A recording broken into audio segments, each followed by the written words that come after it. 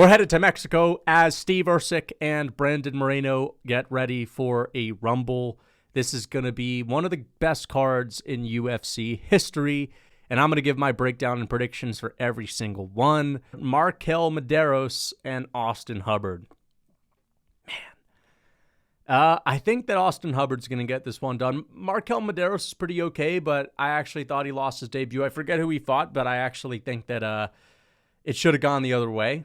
As far as Austin Hubbard goes, Austin Hubbard, man, dude, this card is getting off to a rough start already.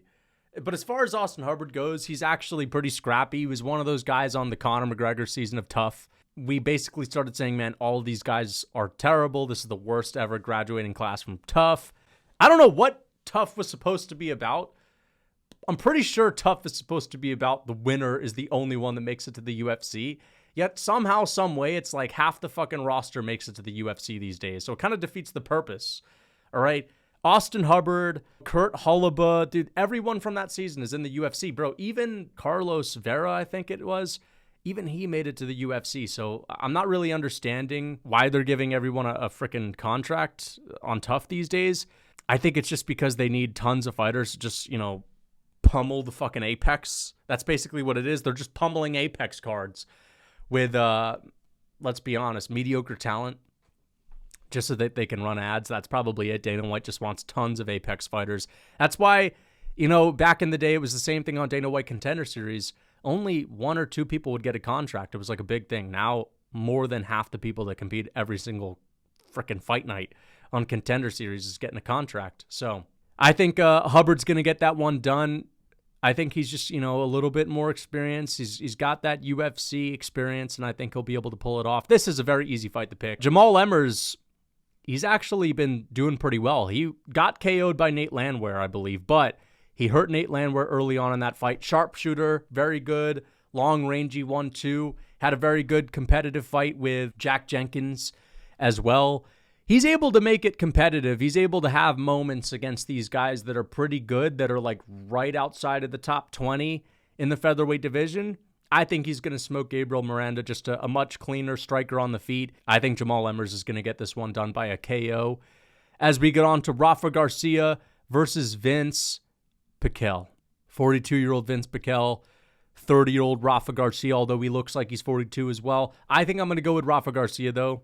All right, he's in his prime, powerful.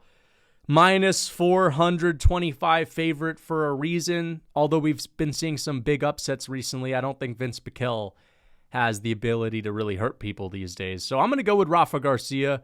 Vince Pichel is always a bit of a tough out. People often confuse him with Eddie Wineland, and they assume he's just going to get knocked out. But Vince Pichel is actually a bit of a tough out.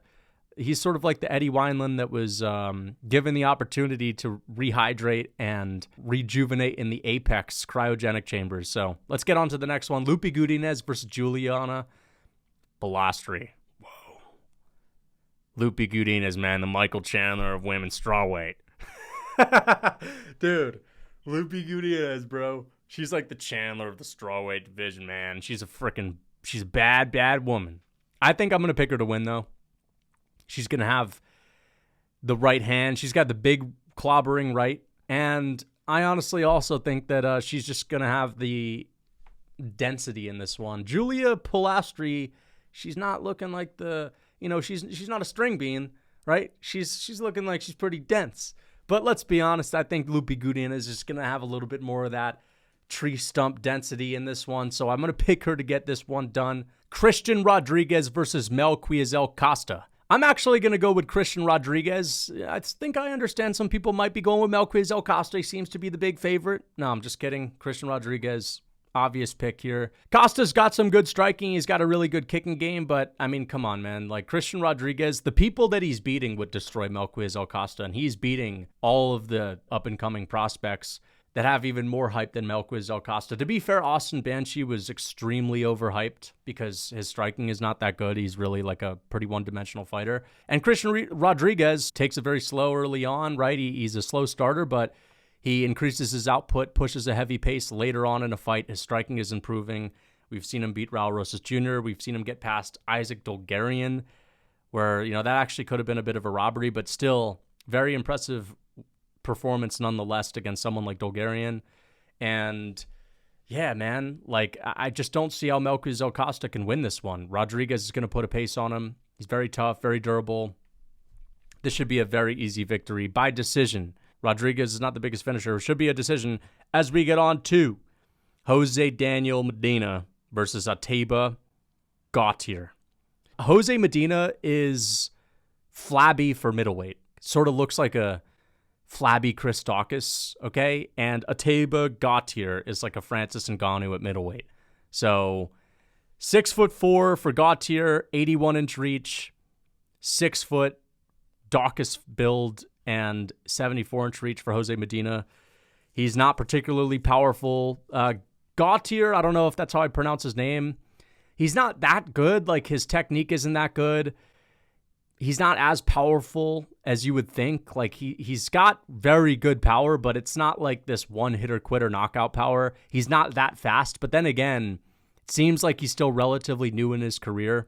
But, I mean, this is just going to be a massacre, dude. He's going to run through Jose Medina until he actually fights someone that is skilled somewhere, like good somewhere. He's probably just going to beat everyone up until then. Just pure physicality alone. Medina's not the guy that's going to be able to test him. So let's get on to the next one. Edgar Chairez versus CJ Vergara. I'm going with Chairez. CJ Vergara is one of these tricky customers, man. He's sort of the odd man out of the flyweight division. He's like the Kai Kara France with no power outside of the top 15. He's like the outside of the top 15's Kai Kara. He's just sort of always in the mix. Don't know how many losses he has. Don't know how many wins he has. Couldn't tell you who he's fought, but he's fought them all. That's basically CJ Vergara, dude. CJ Vergara is on like every single pay-per-view.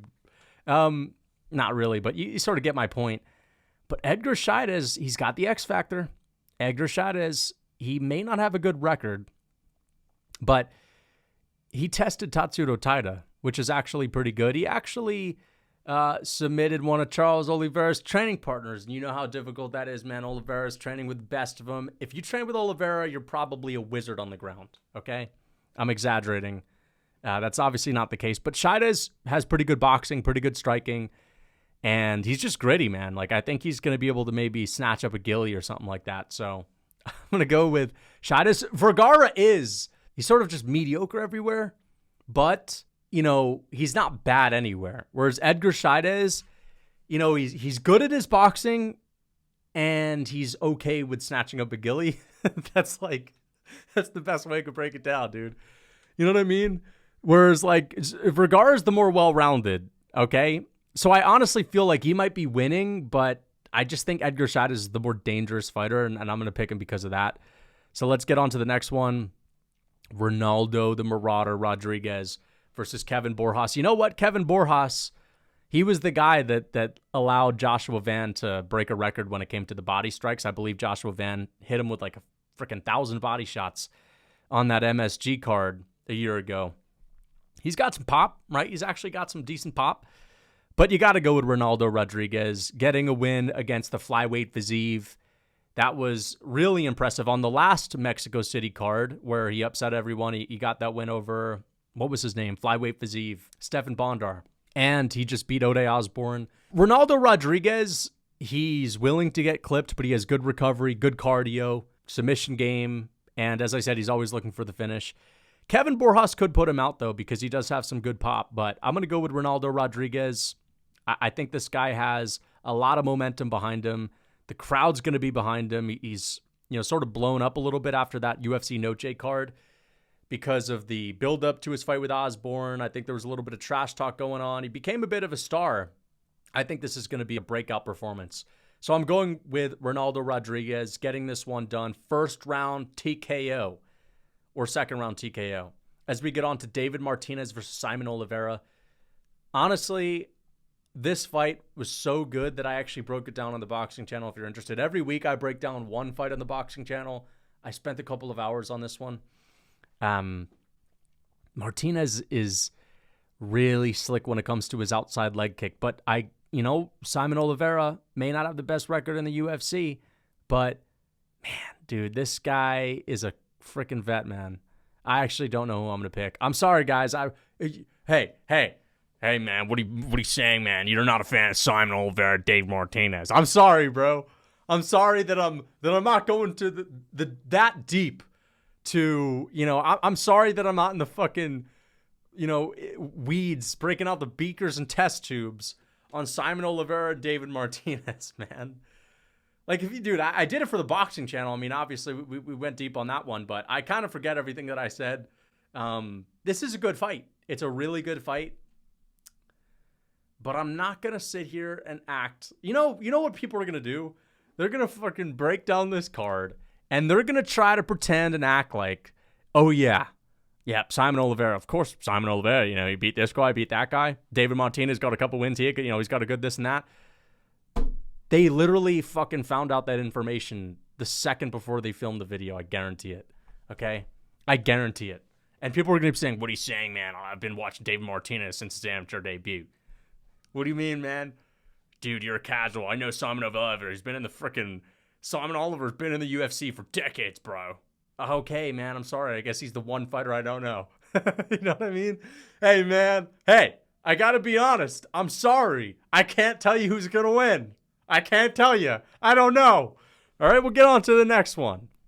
Damn casual. Hey, you know what? If I'm a fucking casual because I don't know Simon Oliveira and David Martinez, then I'm a casual. All right? Then you can call me a casual straight up. I know some people are going to be saying, "Bro, just do your research, man." I'm literally I'm making a point on this one. I'm making a point. I'm not saying that I'm not going to do the research. I'm after this, I'm going to break out the beakers and test tubes to focus on this one. But if we're being real, I'm just making a bit of a point. I forgot this was even on here, all right? I literally forgot this was even on here, but I'm already filming the video, so, it is what it is. I'm going with David Martinez, by the way. I think Simon Oliveira, very inactive. He's sort of got the Reebok tinted gray going on. He's sort of got the Reebok tinted gray, whereas David Martinez has the modern Dana White Contender Series gray. And you just know modern era fighters a little bit better than those Reebok fighters. So you got to go with David Martinez. Let's get on to the next one. Raul Rosas Jr. versus Vince Morales. You know what? Raul Rosas is getting this done.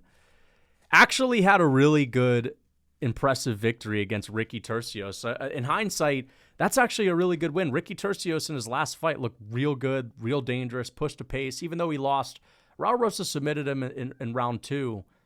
Vince Morales has 4 losses in a row. Okay? So I just couldn't ever pick Vince Morales to win this fight. Raul Rosas, he's probably going to get an easy finish, easy submission. I'm going to pick him to win by first round sub. He's going to have the crowd behind him as well. So that's an easy pick. As we get on to Kelvin Gastelum versus Joe Pyfer, this is actually more competitive than you think, guys. All right? Kelvin Gastelum, not only has he been kind of proving me wrong lately, okay? I mean, I thought Kelvin Gastelum was totally done. I thought that when he went down to welterweight, he was going to get schooled. But you know what? Kelvin Gastelum's actually been going to war. Like, he's been having some gritty fights. Had a gritty fight with Chris Curtis. Had a gritty fight where he edged out a victory against the pretty decent Daniel Rodriguez. He may not be in his prime anymore, but neither is KG, and he outstruck a welterweight boxer in Daniel Rodriguez. Very close fight, but still, that's impressive. I don't think KG is carrying his power as much as he used to, though, and that's something that I noticed against D-Rod. D-Rod, he's never been someone that had a bad chin. He always had a good chin, but you would expect Kelvin Gastelum to have this wicked power. We've not really been seeing any Kelvin Gastelum knockouts lately, although he definitely has some really good thud. He's sort of like a slightly heavier punching Paulo Costa when it comes to just the power alone. He's been doing pretty well. And again, just competed at welterweight a couple of times. Now he's moving up to middleweight, so he's going to have that lighter man skill. Okay, Kelvin Gastelum, he's been fighting at welterweight for the past year. To be fair, I mean, it was only a one-off fight. He fought Sean Brady at welterweight too, got destroyed. But, this is going to be interesting because you may think Joe Pyfer is going to go out there and just destroy Kelvin Gastelum. But again, Gastelum tough, man. He's very tough. Sure, he got dropped a few times by Adesanya, but that was after, 4 rounds of warfare. 4 rounds of warfare, right? That's when he's tired too. When he's fresh, Pyfer only knows one way how to fight. Pyfer goes out there. He's looking for the bomb. He's looking for the big lead hook. He was trying to catch Jack Hermansson with that lead hook. I rewatched the fight with Jack Hermansson. And you know what? I actually can't believe how Jack Hermansson didn't get KO'd. Just watch the first couple of rounds. Joe Pyfer's landing some bombs on Jack Hermansson. Again, Hermansson's a guy that's been knocked out before. He got knocked out by Cannonier back in the day. I don't know how he was able to withstand the Joe Pyfer power, because Pyfer hit him with some insanely clean, hard shots in that first round and the second round. But he kind of punched himself out a little bit, and in usual Joe Pyfer fight fashion, the leg kick started getting to him a little bit, and that took away a little bit of his movement. And then it seemed like he was a bit overly reliant on finding a big moment against Jack Hermansson, where, like, even in the later rounds, he was able to find some good punches every now and then, but he would never follow up. He would kind of just, admire his work. He would take pictures of the punches that he landed, and we didn't really see a whole lot of follow through. Again, it was kind of amazing how Jack Hermansson didn't go down, and I think that kind of threw Joe Pyfer off a little bit. Hermansson took the last couple of rounds. I think Hermansson is a bit craftier than KG, but again, Hermansson's not known for having the most granite chin. I'm just saying, this is not a 5-round fight, to be honest, so actually it makes it a little bit easier for me. But still, Kelvin Gastelum has a really good ability to push a pace in the boxing. Even though he doesn't look like someone that's got a great gas tank, he's got a pretty decent gas tank on the feet. I don't know if Joe Pyfer's going to be mixing in the takedowns. We know he trains with Sean Brady. He's got decent grappling. He's going to be the much stronger fighter in there.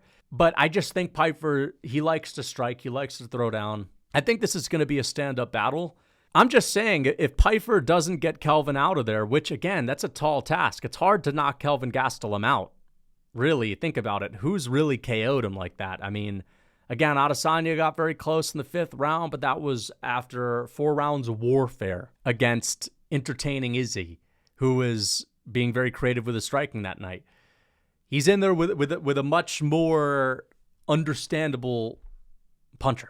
Right? And I'm not saying that Joe Pyfer doesn't have good technique and everything. He has good technique, but I'm just saying he's got the big old lead hook. He's got the gnarly right hand that's just going to come crashing through your guard. Joe Pyfer's right hand is sort of like, the battering ram in Lord of the Rings in the Return of the King movie, like Grand. That's basically Joe Pyfer's right hand. It's just Grand. Okay? Joe Pyfer, bro. And his left hook, I'm trying to think if I can, come up with something similar. It is what it is. Joe Pyfer, he's got a ridiculous left hook. He's got insane power. And it's the type of power where even if you have your guard up, he's breaking the guard. So he is going to bully Kelvin Gastelum early. I do not doubt that. He will definitely bully Gastelum early. But it's also interesting because, again, you look at the height, 6'2" versus 5'9". It is going to be tricky for Kelvin Gastelum, for Joe Pyfer here. You may say, well, Joe Pyfer's going to be the longer rangier guy, but Pyfer doesn't really fight light on his feet, popping away with a jab, man. He's not like a Volkanovski. He's just sort of floating around, dude. You know what I mean? Pyfer, he's a guy that has a bit more of that boxing stance where he's trying to box you and he's looking for a big lead hook or he's looking for that right hand. He's got a decent jab. He's got a decent sweet pea, but he's not the guy that's keeping you at range, keeping you at distance, frustrating you like a Jai Herbert versus Ilya, right? And so my point is, when you're punching down to a guy like Kelvin Gastelum, he's going to have the ability to counter with some big shots over the top. I think Pyfer's got a good chin as well. I don't see Kelvin Gastelum having an easy time knocking out Pyfer, but all I'm saying is I think we're in for a good fight. If this were anyone else, I would probably pick Pyfer. I think Kelvin Gastelum is going to be a tricky customer is what I'm saying, because it's like there are lots of other prospects that I rate really highly that I think Pyfer would finish very early, very easily. But because Gastelum is someone with good recovery, a good gas tank, and he has a good chin, and he has high output with the boxing, it's going to be interesting. And also what I saw against Daniel Rodriguez is the leg kicks. Gastelum actually was chopping low with the leg kicks, landing a lot of them on Rodriguez. And that is the one thing in Pyfer's game where it seems to give him some issues. Jack Hermansson started getting to him with the leg kicks. Abdul Razak Al Hassan was annoying him with the leg kicks. You don't want to annoy him with the leg kicks. But the point that I'm making is that Gastelum has a style to where he could actually pull off an upset via decision. But I'm going to pick Pyfer. The reason is because I think that the first round, I got to say that's a Pyfer round just because, of course, if you're looking at the stature of Pyfer, he's imposing, he hits hard. Early on, Kelvin is going to feel the power and just automatically he's going to have to respect Pyfer. I think it's very unlikely that Gastelum gets going early.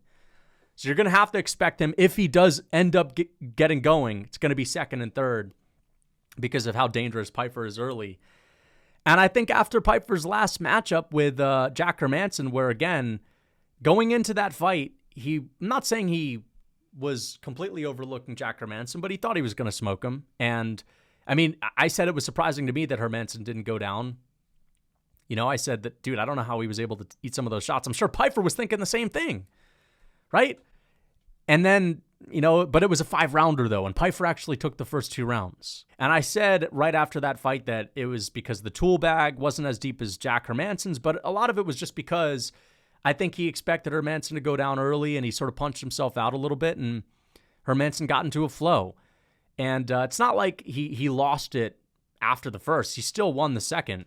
So Pyfer's got a decent gas tank, but KG is tricky. If KG gets going, it's a little bit different than Hermansson. If Hermansson gets going, he's, you know the song. You know, the song starts playing and you start thinking of, oh man, you can't let this guy get a takedown because then I could actually be toast. Now that he's landing some shots, he's going to be able to land those easily. So you got to start thinking about the takedown, and Hermansson starts springing into you with the jab. When Kelvin Gastelum gets going, you know, he's throwing big ones over the top, body shots, leg kick. He's got thud on everything that he's landing, and he's got a lot of output. So it's going to be a little bit of an avalanche. And in that situation, I think Pyfer, if he does punch himself out early, he's going to be really swinging for the fences with Kelvin Gastelum marching him down. And then I could see Gastelum winning the third. But I'm picking Pyfer. I think he's going to win the first. I think he's going to have the power. He's going to be imposing early because he's a lot bigger, a lot stronger. And there's a chance that he knocks Kelvin Gastelum out. There is a chance that is possible. If anyone's able to KO Gastelum, it is Pyfer. But I also think I'm going to pick him because even if this does get out of the first round, I think he's going to learn a lot from his fight with Hermansson.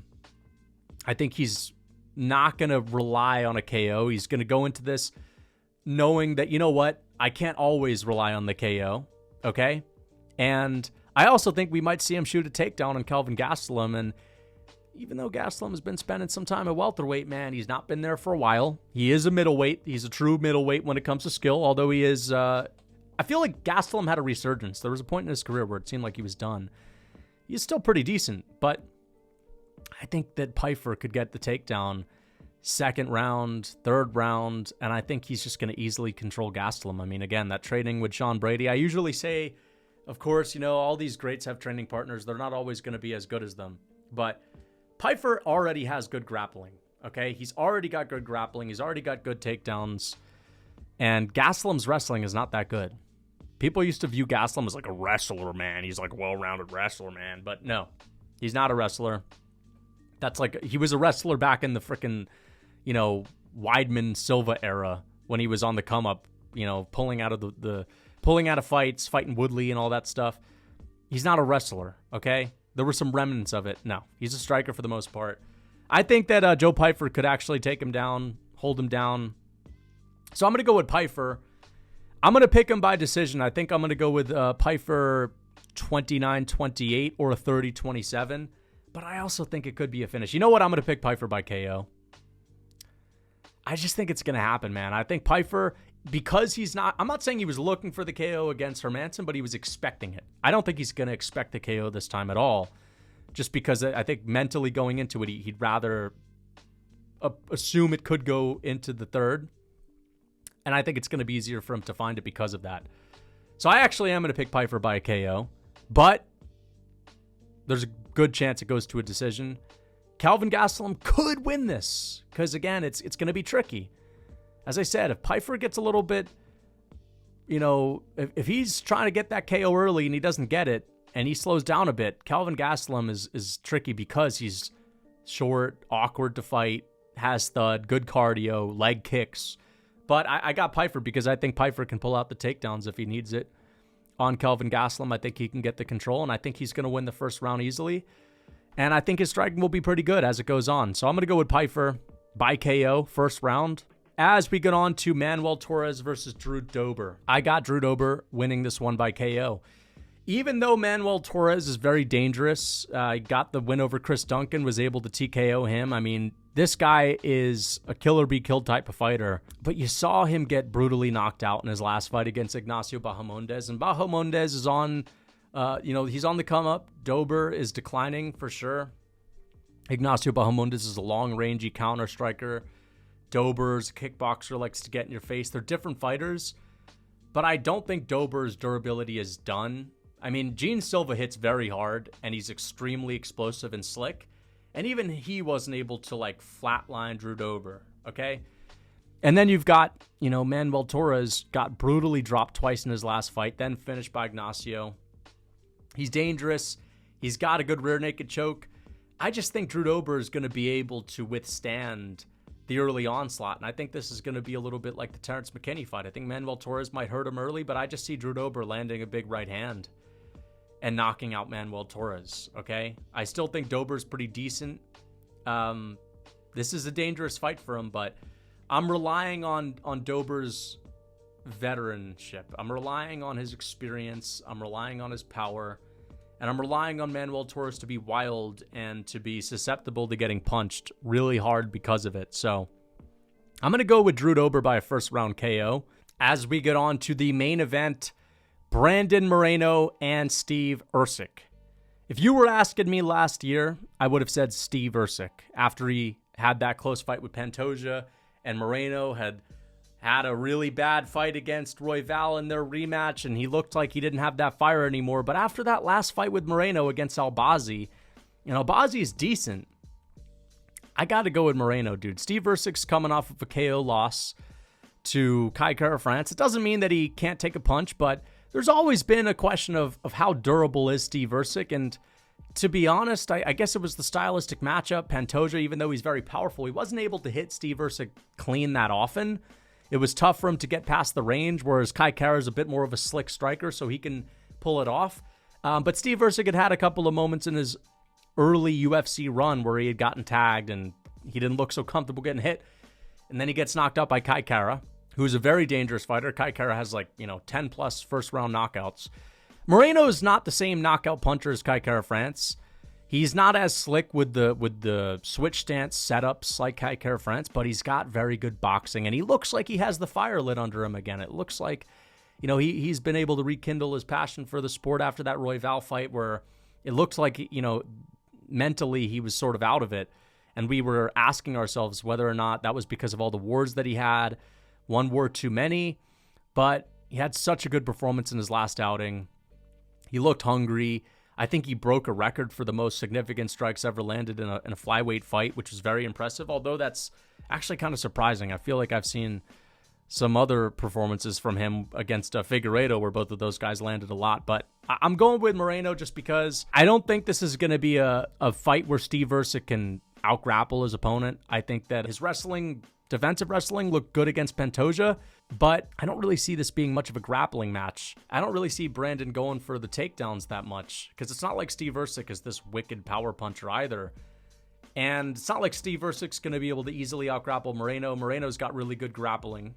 So it's most likely going to come down to a stand-up battle, and I just think that Moreno, I think he's got more options. I think he's got a little bit more momentum behind him. I think he's got a wicked overhand, and that can be a problem for Steve Erceg. And fair enough, Erceg's got a good snappy right hand. He's got a good uppercut, good lead hook, but I think Moreno's got another scrap in him. I think he's a little bit more scrappy. Erceg, he likes a clean fight. Okay, he likes a clean fight or he likes a sprawl and brawl. But this is going to be a classic Mexican-style boxing match that he's going to find himself in. And I once said, man, Steve Erceg may be the best boxer in flyweight, but I don't know if he is. All right, we'll see. We'll see. It's possible that last fight, he just got clipped with a good punch, and that is true. I mean, it's not like he looked bad in the Kai Kara-France fight. Kai Kara-France is sort of awkward to fight. This is going to be an easier matchup. It's not like he's got to punch down so much. He's going to be fighting someone that's around his height. I could see Steve Erceg getting a couple knockdowns, okay? But again, I think Moreno was powerful enough with that overhand to get respect as well. And again, I think his kicking game is better. Steve Erceg is definitely the cleaner striker, but I think Moreno, again, wicked output, looked real good in his last fight. I'm going to go with Moreno. I think he's going to win this by a TKO, actually. I think he's going to get it done by TKO. I think it's going to be very competitive. Sort of like the Kai Kara-France fight, honestly. Where actually Kai Kara was a little ahead of Brandon Moreno, and then Moreno caught him with that body kick and finished him. I think it's going to be a little bit similar. I think maybe Steve Erceg does well early on, but Moreno's in there doing his thing, landing big punches. And I think it's going to be a war of attrition where I think Moreno gets it done via TKO. But it's going to be a great fight. It's going to be a war. I'm excited for this one. This is a really good stylistic matchup. There's no way this is a boring fight. So I'm looking forward to it. I think Moreno gets it done TKO. I'll say third or fourth round, he'll get the TKO against Steve Erceg. So yeah, I guess he'll be fighting for the belt soon if he's able to get this one done. We'll see what happens with Manel Cap and Kai Kara-France. Maybe they'll fight for the title. I mean, maybe they'll fight for the number one contender spot, and whoever wins that will fight for the title. But either way, let me know what you think in the comments. Until next time.